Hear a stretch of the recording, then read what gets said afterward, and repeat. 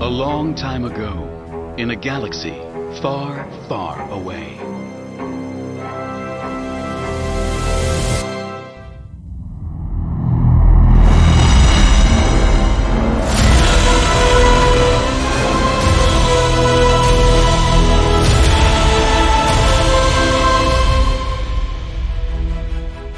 Star Wars Blade Squadron Part 4 Kuat by David J. Williams and Mark S. Williams, 2016. Published in Star Wars Insider number 168. This short story focuses on the squadron's exploits during the Battle of Kuat, employing precision strikes in an attempt to cripple the Empire's shipbuilding capabilities. Created and read by The Archivist Publishing. Prologue.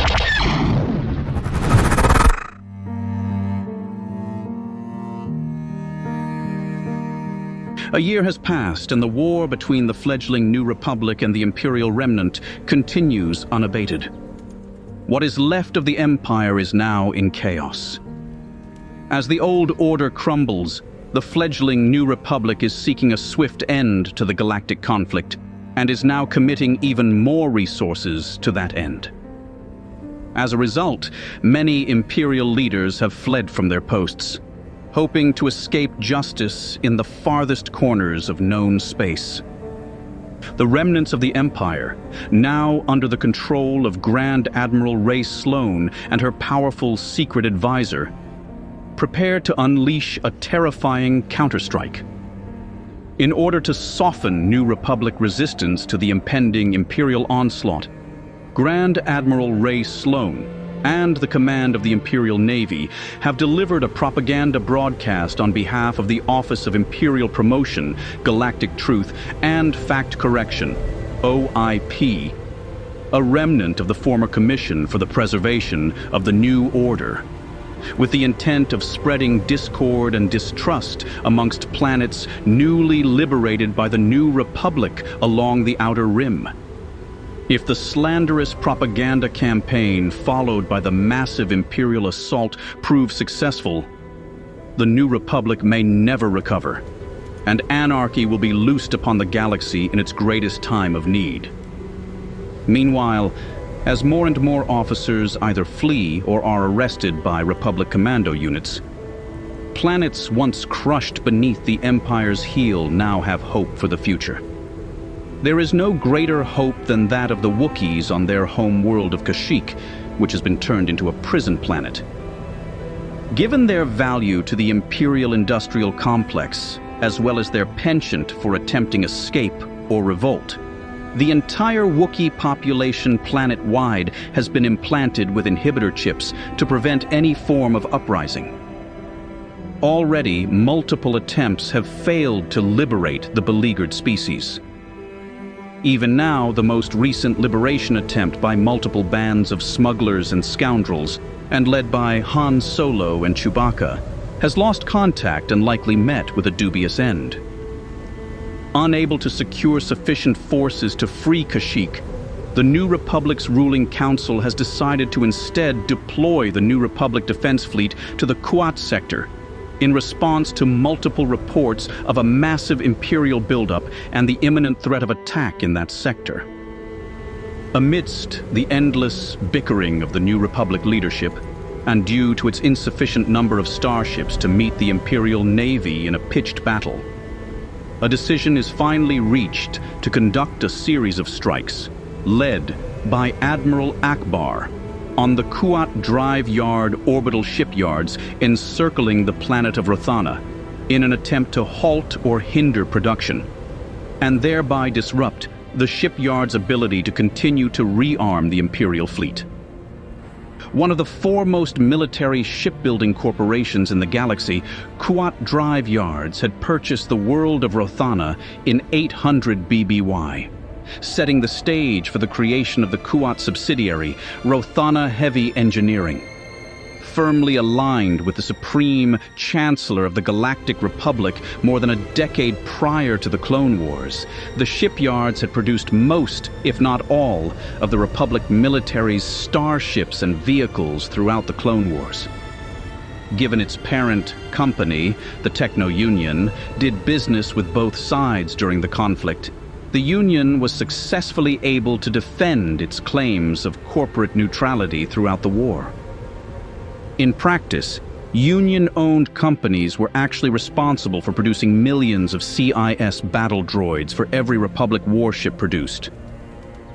It was only natural for Kuat Drive Yards to shift its allegiance following Palpatine's proclamation of the New Order, and the Republic's transformation into the autocracy that was the Galactic Empire. As a result of its previous importance to Republic military production, it quickly became the premier starship and vehicle manufacturer for the Imperial Navy and Imperial Army respectively, reaping immense profits as a result. The shipyards were now responsible for producing the most prominent symbols of Imperial might, such as the Imperial-class Star Destroyer and the AT-AT Walker in vast numbers. Given that Kuat Drive Yards existed as the cornerstone of both the Republic and separatist military-industrial complexes and later thrived as the cornerstone of the Imperial military-industrial complex, the company's facility had evolved into the massive Kuat Drive Yards orbital array, which encircled the planet and consisted of multiple modules, factories, and shipyards, all linked together into a hardened orbital ring, defended by its own purpose-built weapons systems and the Kuati Security Force. Since the New Republic fleet lacked the firepower to overwhelm the Imperial Defense Fleet with a single strike, Admiral Akbar's strategy consisted of a series of surgical strikes on key parts of the shipyard's infrastructure, specifically targeting the factories and shipyards, as well as fuel dumps, supply monorails, and sensor arrays.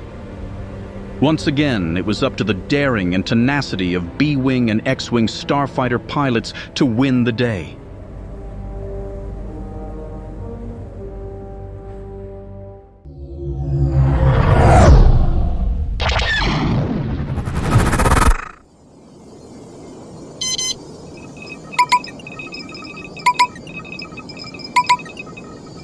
Green lights flashed up from Lieutenant Gina Moonsong's battle computer as she watched the Kuat Drive Yards defenses go on alert. The yards consisted of a massive ring of steel that encircled the planet Kuat like a giant metal serpent. The dry docks warehouse, machine shops, and immense orbital habitats made the station the premier facility for producing some of the Empire's most fearsome weapons. Among them, the Imperial-class Star Destroyer, the AT-AT, and new tech monstrosities rumored to be in the prototype phase. The New Republic had decided it was time to deal with the Empire's main supplier of arms and had committed itself to an assault that rivaled the attack at Endor. Hundreds of laser batteries lit up as the yard's defenses opened fire on the approaching New Republic fleet.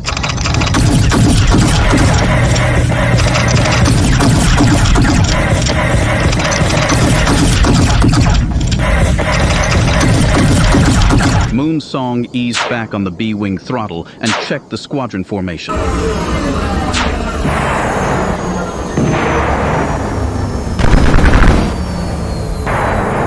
To her rear, Mon Cala cruisers and other capital ships stood ready with their massive torpedo batteries, while the X-Wings in the vanguard locked their S-foils in attack position. To her right and left, dozens of other snub fighter squadrons were taking up their positions as well.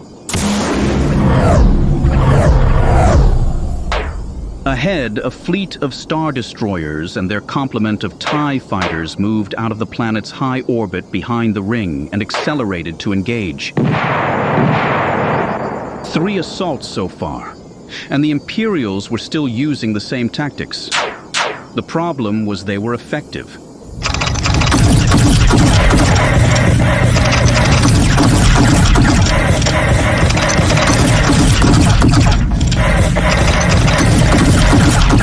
The sheer number of forces they had committed to the yards represented major investment.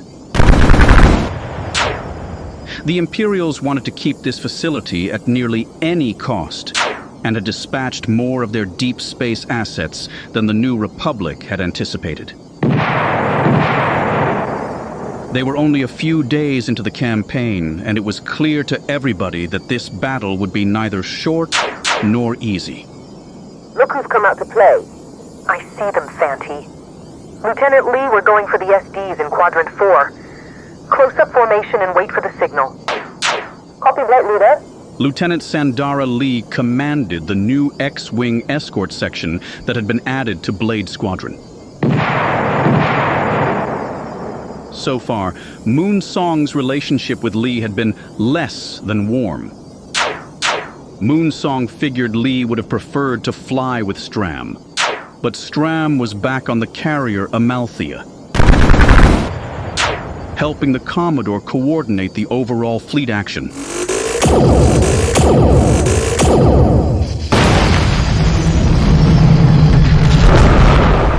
Explosions off to the right drew Moonsong's attention as the New Republic's first wave clashed with Imperial forces.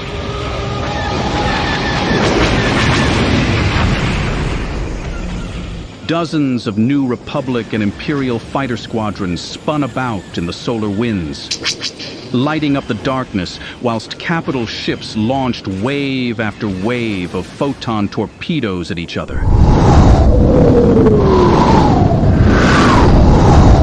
Yori Don's taut voice crackled through Moonsong's headset. I've got one on my tail. I can't shake him. Moonsong rolled her B-wing and dove at full speed on an intercept course.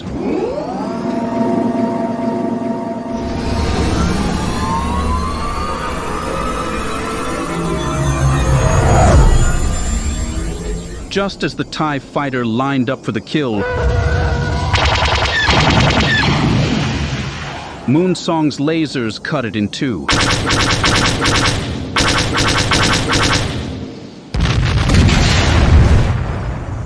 Thanks, boss, said Don. Don't thank me too quick. Shot back Moonsong, even as flames streaked up and down a nearby Star Destroyer.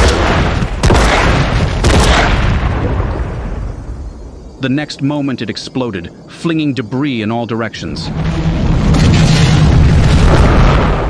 A piece of wayward metal smashed a B-wing in half, just as its X-Wing escort disintegrated from enemy fire.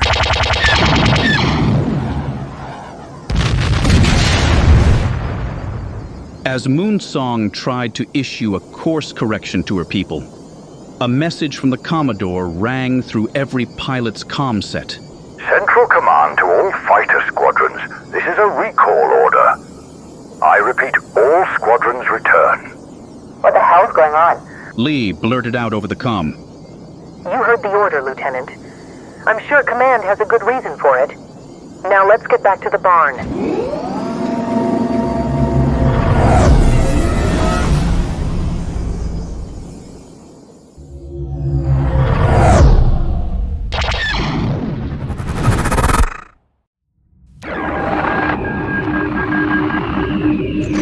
Braylon Stram stood next to Captain Tane by the holo projector.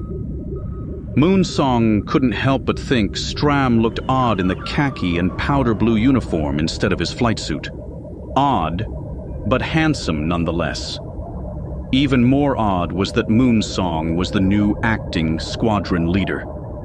When Command temporarily transferred Stram to combat operations planning, she figured they would have tapped one of the other squadron commanders to take over. So now Moonsong, Fanti, Lee, and Lee's wingmate, Johann Volk, sat with the other squadron leaders from the Mon Cala cruiser, Amalthea's fighter group.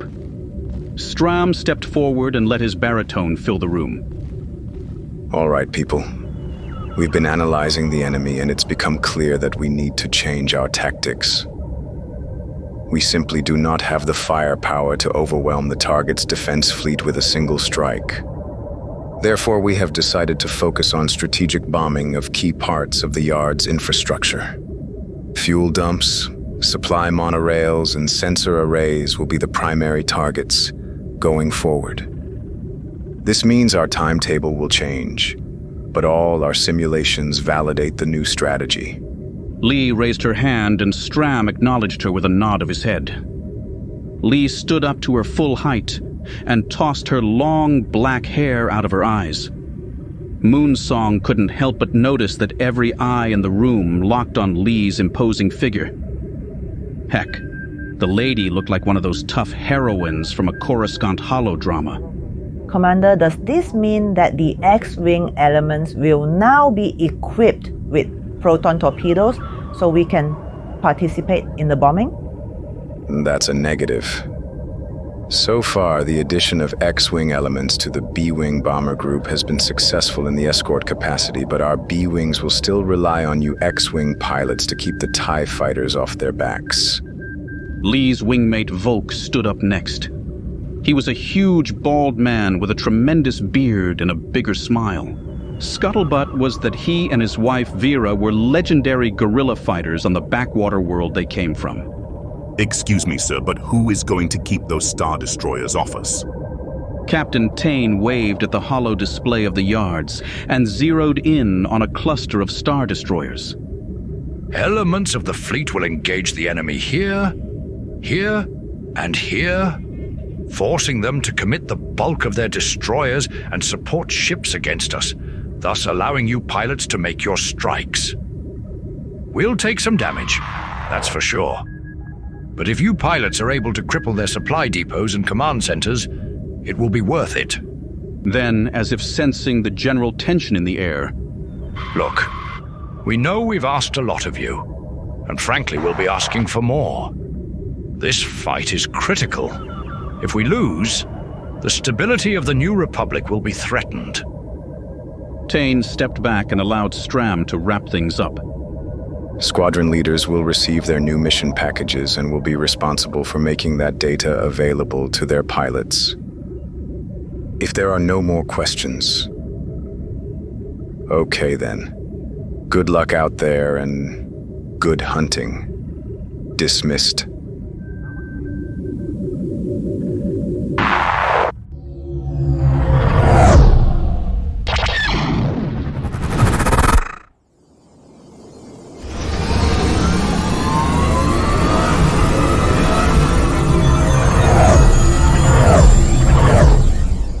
Moonsong tried to focus past the chaos around her as the squadron rocketed towards the supply monorail. In theory, if they destroyed enough of the yard's capability to move supplies and ammunition, certain areas would become far more vulnerable.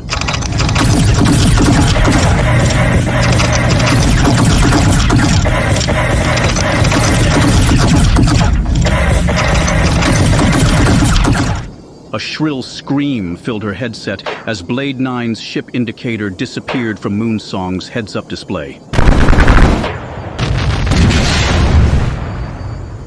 They got... I know, Fanti. Yoridan's B-Wing pulled up next to her. Her voice broke as it came over the channel. Lieutenant, are you seeing what I'm seeing? On top of the ring in front of the monorail stood a cluster of AT-ATs and AT-ACTs, an older Clone Wars-era AT-TE or two.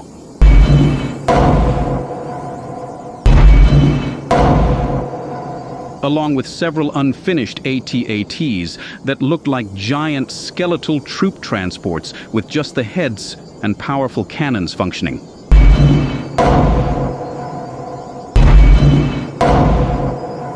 The Imperial walkers spat searing plasma up at them. Lee's voice rang out. X-Wings, we're attacking those walkers.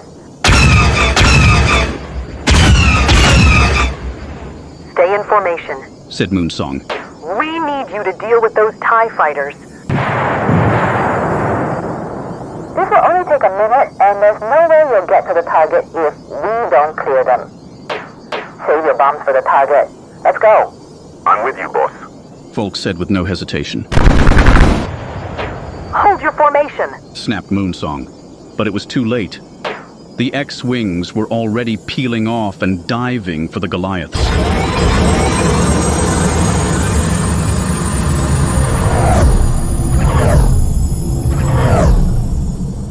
For a moment, Moonsong actually thought they might pull it off. Until several cargo freight elevators rose up, carrying more partially completed AT-ATs and armored Star Destroyer laser turrets. Moonsong saw 2 X-Wings take fire. One blossomed into a radiant fireball, while the other spun out of control.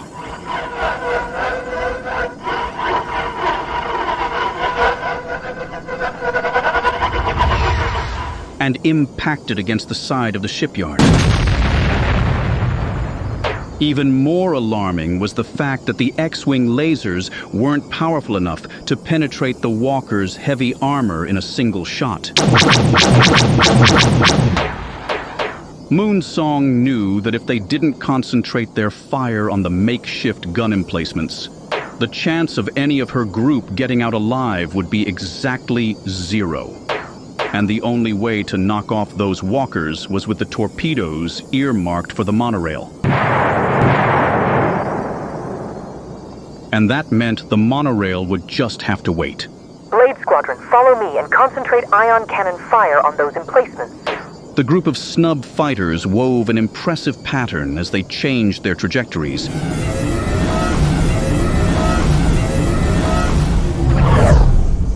Increased their speed,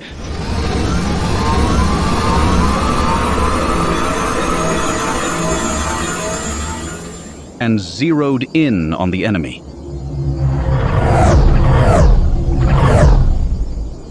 Use your torpedoes on those walkers. But what about the primary target? Don asked. This is the primary target now, so open up. The B-Wings leveled out in front of the walkers and unleashed a rain of deadly fire on the behemoths below.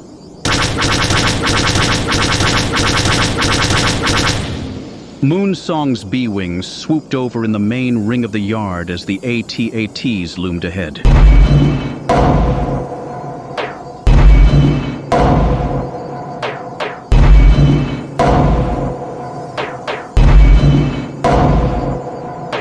While the armored beasts' weapons could punch through most snub fighters, they were not as effective at tracking them at high speeds.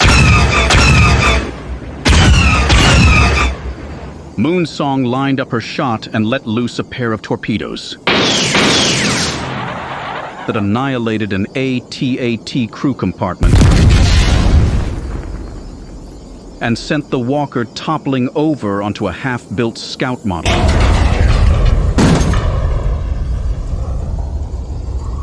Unfortunately, the pilot behind her was hit by an attacking TIE fighter and clipped the walking tank as he went down, sending his own craft spiraling out of control and crashing into another walker's legs. The explosion knocked the massive vehicle right off the ring and down toward the planet below. Everywhere, the armored giants were getting turned into piles of spare parts. Pieces of shattered walkers floated away into space. The ring itself cracked in multiple places from the barrage of torpedoes the B-Wings fired as they shot past.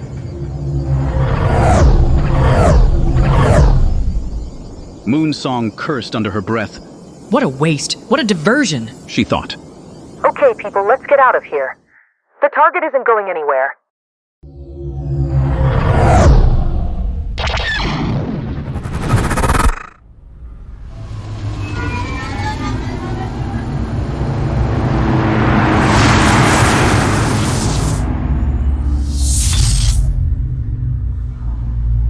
Lee climbed down out of her battered X-Wing and found herself face to face with a furious Moonsong.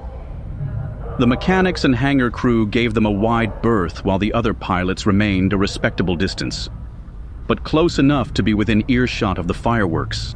What in the blazes did you think you were doing out there? I was doing my job.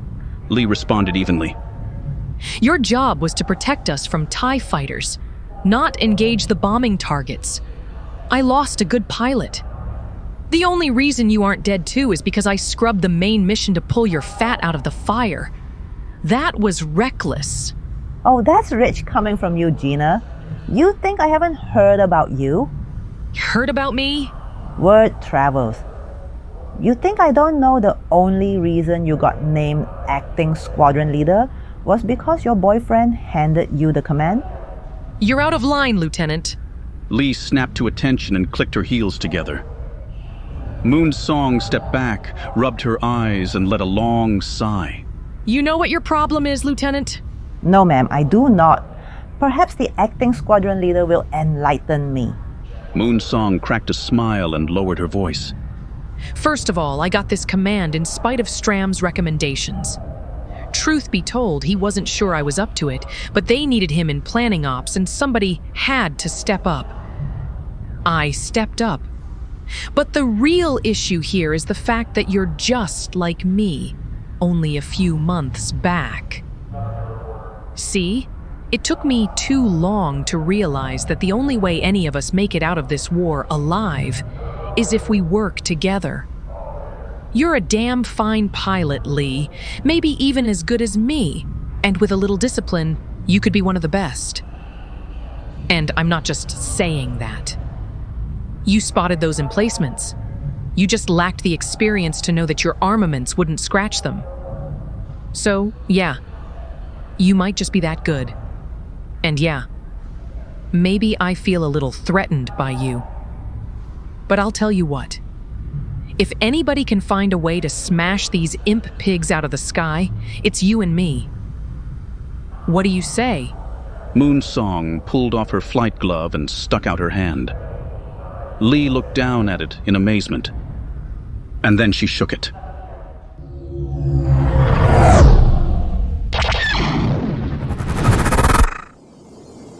The chaos and intensity of the campaign blurred days into weeks until the New Republic fleet and its pilots were stretched beyond thin. Moon Song fought fatigue as her targeting computer screamed out the coordinates for the command hub. Moon Song had to hand it to Stram. He and his little band of rear echelon planners had discovered the hub by studying the combat footage brought back by a dozen fighter squadrons. At this very moment, the fleet was engaged in a spectacular battle against the Imperial's main defense force and had baited them into a close-quartered slugfest over the planet's northern pole.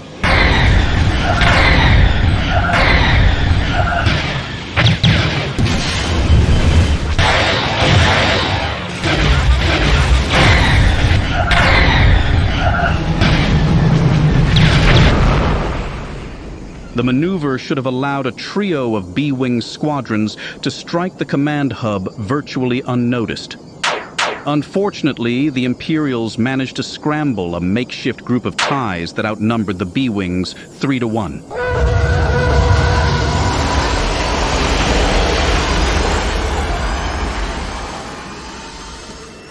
Have your ships hold their position and cover us. Moon Song balked at that. But that's too dangerous. I can't.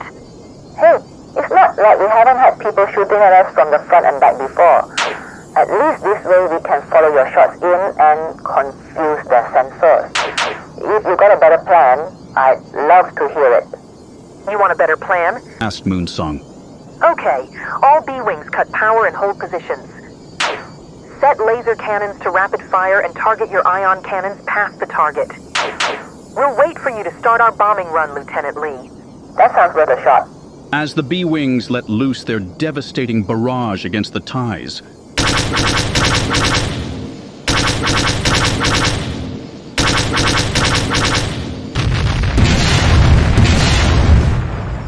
Lee threaded her X-Wings through the friendly fire.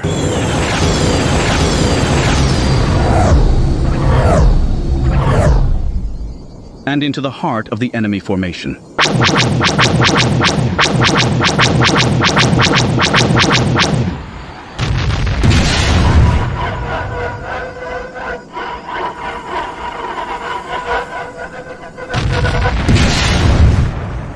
Moonsong couldn't help but smile as she watched a pathway clear on her targeting computer.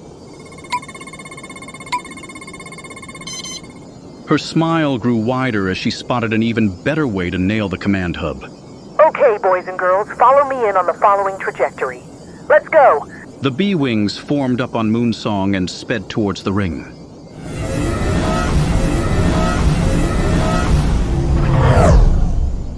Where they all saw the huge hangar open, its energy blast shields still down. The B-Wings entered the hangar. As they flew under the command hub section, they targeted their laser-guided bombs and torpedoes deep into its heart.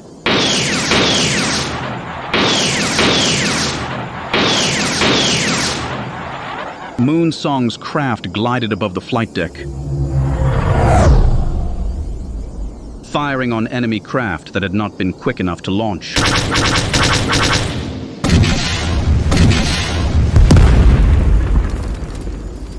As the squadron exited the hangar on the other side of the ring, Moonsong heard Fanti and Don scream in triumph as the hub erupted behind them.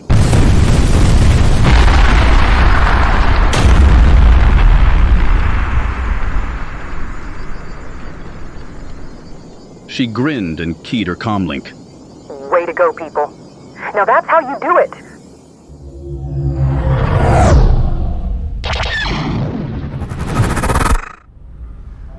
Moonsong checked her watch.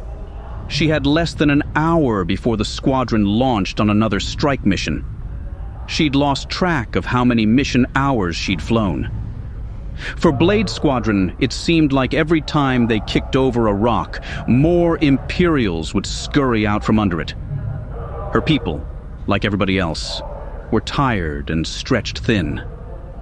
As she made her way through the hangar, she passed Volk's badly mauled X-Wing.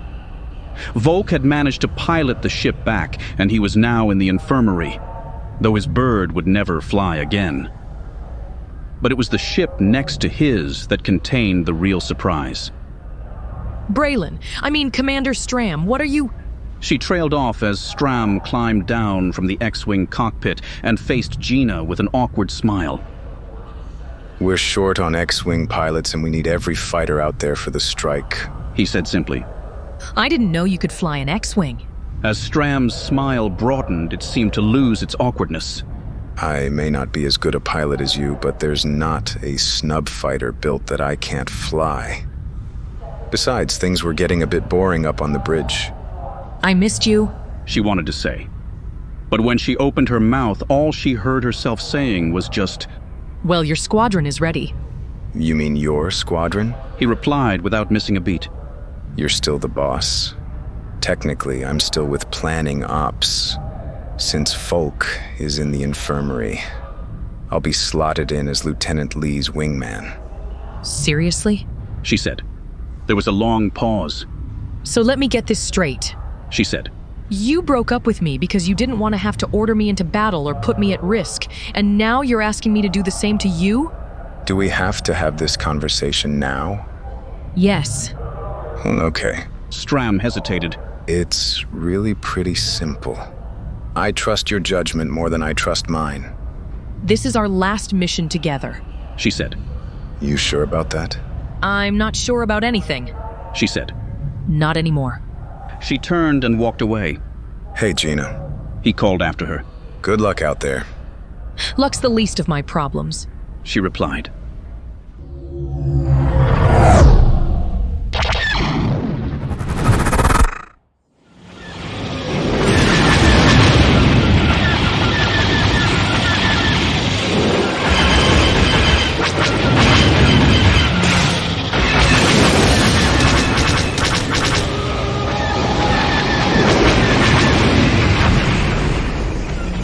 Bandits coming in, Lieutenant. Stram's voice was strained, and with good reason. It seemed like he and Moonsong had spent the last day or so in constant combat. Her torpedo launchers were empty, and her B-Wing's maneuvering drive red-lined every time she engaged the thrusters. The X-Wings and their pilots were just as battered and just as exhausted. But somehow the squadron was holding it together. We've got them. Moonsong answered. Lock your S-foils in attack position and hold your fire until they get close.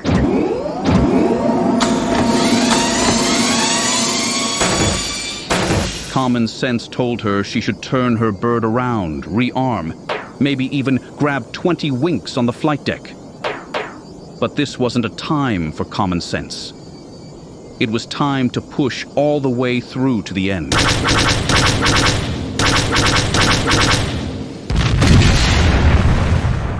The two battered opposing fleets dispensed with fancy maneuvering and barreled straight at one another.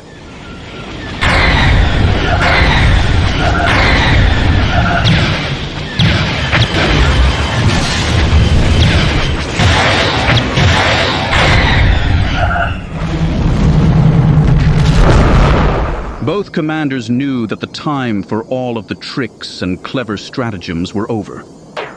Both sides had lost too many ships and pilots, and all that was left to decide was how many of the shipyards would be intact after the final clash of arms. A cloud of TIE fighters, TIE bombers, TIE interceptors, and heavily armed shuttles spread out from the drive yards in a last-ditch attempt to break the New Republic's cruiser flotilla.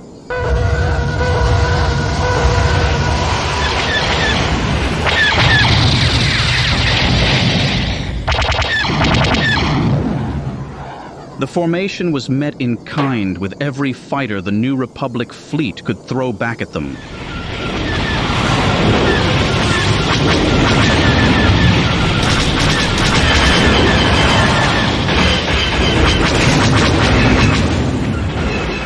Lee and Stram's X-Wings shot out in front of the formation and engaged in a deadly dance with TIE fighter after TIE fighter.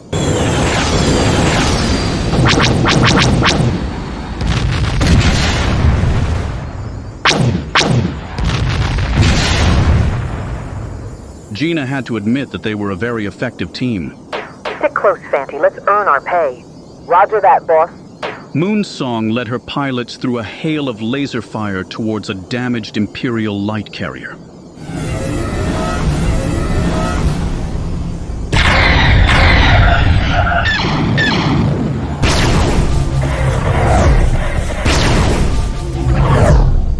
She relayed an attack pattern to the rest of her pilots. And like a well-oiled machine, they slotted past the TIE fighters and unleashed their devastating payload into the carrier's open hangar.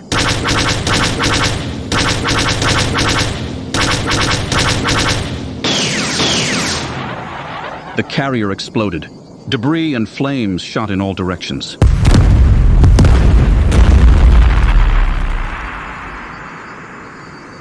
Good work, people. Let's regroup and let's find a new target. Even as she spoke those words, Moonsong was scanning. She saw that the New Republic fleet was taking quite a beating.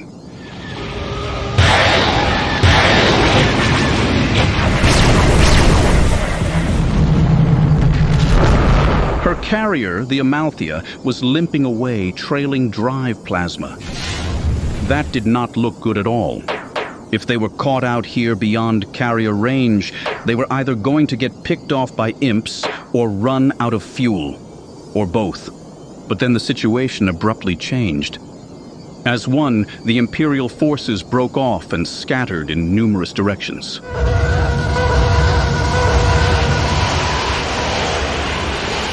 Those vessels too damaged to flee transmitted a code designating the signal for surrender. My God, they're surrendering. We did it. Gina leaned back in her acceleration chair and closed her eyes. Pure relief flooded over her body as the whoops and yells of her pilots filled her comset. Finally, the Commodore's voice came over the fleet-wide channel. All New Republic forces, I have just accepted the surrender of the Kuat drive yards from Moth Maxim. I repeat, we have accepted their surrender. Gina gazed out the cockpit window at the splintered yet still mighty ring. Fires raged across it, surrounded by the debris of hundreds of fighters and starships. Against the lights of the fires and explosions, that debris looked like a gigantic asteroid field. It was so beautiful that it was easy to forget that it was nothing but tombs for fighters on both sides. Moonsong took a deep breath. Okay, let's go home. She turned, and her squadron swung into formation behind her.